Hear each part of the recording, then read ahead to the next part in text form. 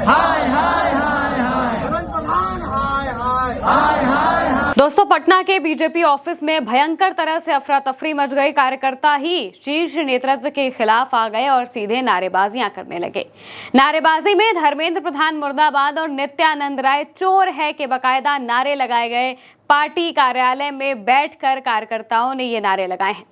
दरअसल बीजेपी ने जब अपनी पहली लिस्ट जारी की तो उसमें जो औराई के विधायक हैं रामसूरत राय, उनका टिकट काट दिया गया। और जैसे ही विधायक का टिकट काटा तो समर्थन जितने भी समर्थक थे उनके, वो सभी गुस्से में आ जाते हैं और सीधे पार्टी कार्यालय पर हमला बोल देते हैं। ये भी आरोप लगाते हैं कि नित्यानंद राय ने पैसे लेकर टिकट बांटे हैं, जबकि रामसूरत राय कब से उस जगह पर काम कर रहे हैं, लोगों के बीच हैं, मौजूदा वक्त में विधायक भी हैं, लेकिन फिर भी उनका टिकट काट दिया गया है। इस पर रामसूरत राय का बयान भी सामने आया है। लेकिन सबसे बड़ी बात जानने वाली ये है कि रामसूरत राय कोई ऐसे वैसे विधायक नहीं थे। ऐसा नहीं था कि उन्होंने जनता के लिए काम नहीं किया है, ऐसा बिल्कुल भी नहीं था कि वो जनता से कटे हुए रहे हैं, बल्कि पिछले चुनाव में 45,000 से भी ज्यादा वोट से उन्होंने महागठबंधन के प्रत्याशी को हराया था। फिर भी बीजेपी ने उनका टिकट काट दिया है और अब इसे बीजेपी की एक बहुत बड़ी गलती भी माना जा रहा है।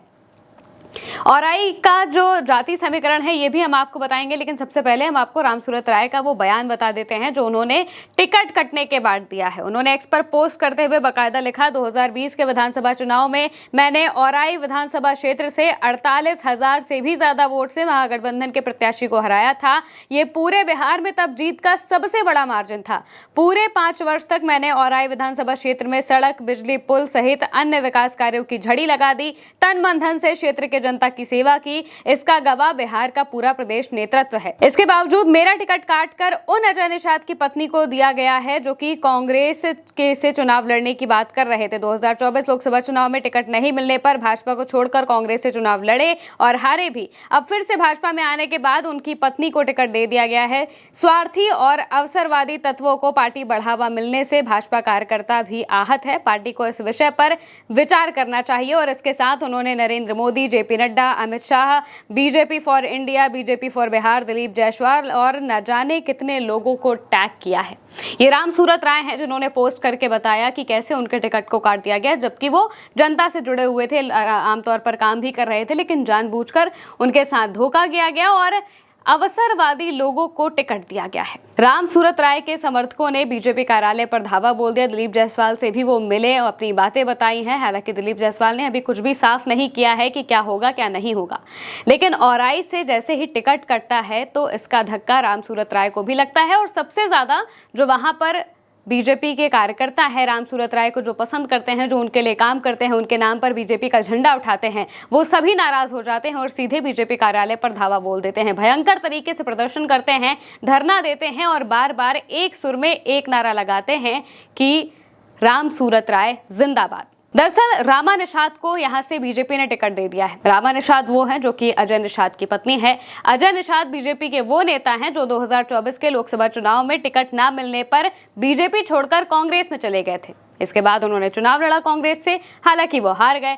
हारने के बाद वो वापस बीजेपी में आ जाते हैं और अब उनकी पत्नी को बीजेपी ने टिकट दे दिया है। सीधी सी बात है कि जो बीजेपी बार बार इस बात का नारा लगाती है कि वो कार्यकर्ताओं की पार्टी है, वो अगर ऐसे लोगों को टिकट देगी तो कार्यकर्ताओं में असंतोष तो जाहिर तौर पर फैलेगा ही। जिस नेता के लिए कार्यकर्ता साल भर से 5 साल से झंडे उठा रहे हैं, उनके नाम पर काम कर रहे हैं, घर घर में जा रहे हैं, लोगों को बातें बता रहे हैं, बीजेपी की अच्छाइयां बता रहे हैं, गुणगान कर रहे हैं, नरेंद्र मोदी का गुणगान कर रहे हैं, उस कार्यकर्ता को भला कैसा लगेगा। उस कार्यकर्ता को इतना बुरा लगा कि उसने सीधे पटना कार्यालय में जाकर धावा बोल दिया, दिलीप जायसवाल से मिलने पहुंच गए, नारे लगाए गए बाकायदा। और वहीं दूसरी तरफ अगर सोशल मीडिया को देखेंगे तो वहां पर भी रामसूरत राय के लिए बाकायदा ट्रेंड चलाया जा रहा है। रामसूरत राय की तस्वीरें पोस्ट करके जो हैशटैग है वो भी बना दिया गया है। लिखा है औराई मांगे रामसूरत राय, जस्टिस फॉर रामसूरत राय। ये हैशटैग के साथ बाकायदा एक के बाद एक आपको कई पोस्ट ट्विटर पर मिल जाएंगे जो कि इस वक्त वायरल हो रहे हैं, ट्रेंडिंग कर रहे हैं। यानी कि रामसूरत राय का टिकट काटना बीजेपी को बड़ा भारी पड़ सकता है। और ये सिर्फ औराई तक सीमित नहीं है, औराई के अलावा भी कई जगहें हैं जहां पर बीजेपी ने अपने नेताओं का टिकट काटा है, विधायकों का टिकट काटा है। और इसमें अलीनगर की जगह भी आती है जहां से मिश्री लाल का टिकट काटकर बीजेपी ने मैथिली ठाकुर को दे दिया है। मैथिली ठाकुर को टिकट तो दे दिया गया, लेकिन क्या वो वोट जुटा पाएंगी, ये सबसे बड़ा सवाल है जो कि वहां की जनता भी कर रही है। कि वो अभी तक तो मैथिली ठाकुर उन्हें वहाँ पर दिखी नहीं। अब अचानक से अगर उनको टिकट मिल जाएगा तो क्या जनता उन पर भरोसा करेगी, क्या वो वोट देना चाहेगी, ये सबसे बड़ा सवाल है। वहीं दूसरी तरफ अगर हम औराई का जाति समीकरण देख ले तो ये भी एक बात बताता है कि इस बार अगर औराई में आरजेडी चुनाव लड़ती है, आरजेडी अगर अपना प्रत्याशी खड़ा करती है तो वो यहाँ से चुनाव बहुत आसानी से जीत सकती है। समीकरण क्या है, सबसे पहले आप उसे देख लीजिए। यहाँ पर यादव की जो आबादी है, यादवों की आबादी करीब सबसे ज्यादा है और लगभग 25 से 30% है। यादव जानते हैं आरजेडी का कोर वोटर है। इसके बाद आते हैं कुशवाहा और कोयरी, ये समुदाय करीब 20 से 25% है और इनकी आबादी यहाँ पर 25% के आसपास की है। इसके बाद दलित आते हैं जो कि 15 से 20% है, मुस्लिम है जो कि 10 से 15% है और इसके बाद अन्य ईबीसी ओबीसी आते हैं जो कि 15 से 20% है और फिर सवर्ण आते हैं करीब 10% के आसपास। ये यहाँ का जाति समीकरण है। जाति समीकरण को अगर आप देखेंगे तो रामसूरत राय यादव समाज से आते थे और इसी वजह से यहाँ पर वो काफी बड़े मार्जिन से जीतते भी थे। 55% वोट उन्हें 2020 के चुनाव में मिले थे। इससे पहले भी 2015 के चुनाव में वो जब चुनाव लड़े थे तो 10,000 वोटों से भले ही हार गए थे, लेकिन 2010 के वक्त भी उन्होंने चुनाव लड़ा था और अच्छे खासे वोटों से वो जीते थे। यानी कि रामसूरत राय यहाँ पर 2 बार विधायक बन चुके हैं। बीजेपी के टिकट पर ही विधायक बने हैं। 2015 को अगर छोड़ दिया जाए तो जनता वहां पर उन्हें ठीक ठाक सम्मान देती है, पसंद करती है और इसी वजह से 2020 के चुनाव में 55% वोट रामसूरत राय को मिला था। अब 55% जनता ने रामसूरत राय को पसंद किया था। जाहिर सी बात है कि वो यादव समाज से आते हैं तो यादव समाज का भी जो रुझान है वो उनकी तरफ था। क्षेत्रीय जो एकता है वो मायने रखती है।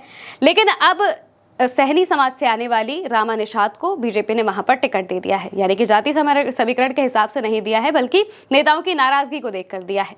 अब यहां से जाति समीकरण भी बिगड़ता हुआ दिखाई दे रहा है बीजेपी के लिए, क्योंकि यहां पर मुस्लिम यादव सबसे पहले सामने आ सकते हैं। कुशवाहा भी अब आरजेडी की तरफ आ रहे हैं क्योंकि कुशवाहा समाज के 2 बड़े नेता जो कि जेडीयू में थे वो अब आरजेडी में शामिल हो चुके हैं, संतोष कुशवाहा और अजय कुशवाहा। इन नेताओं की वजह से भी जो कुशवाहा वोटर है वो जाहिर तौर से आरजेडी में खिसक सकता है।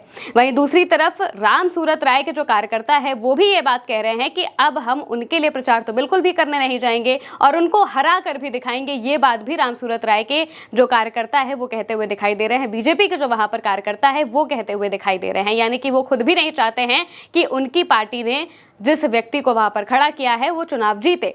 जाहिर सी बात है कि रामा निषाद के लिए अगर बीजेपी के कार्यकर्ता ही, वहां के जो जमीनी कार्यकर्ता है, अगर वो प्रचार नहीं करेंगे तो उनका जीतना बहुत मुश्किल हो सकता है, क्योंकि प्रचार मायने रखता है। वो भले ही अपने स्तर से कितनी भी कोशिशें कर ले, लेकिन अगर वहाँ की जनता को ये बात पता चल रही है कि रामसूरत राय के साथ इस तरह की चीज़ें की गई हैं, उन्होंने खुद सामने आकर पोस्ट किया है और बताया है कि अवसरवादी लोगों को जो पार्टी है वो टिकट देने की कोशिश कर रही है और टिकट दे रही है, इस पर ध्यान देना चाहिए। जब उन्होंने ये बात कही है तो जाहिर सी तौर पर बीजेपी को पसंद करने वाले या बीजेपी को चाहने वाले, अब तक बीजेपी को वोट करने वाले लोगों को भी इस बात का झटका जरूर लगेगा और सिर्फ यहाँ पर ही नहीं बल्कि बिहार के अलग अलग इलाकों में भी लगेगा।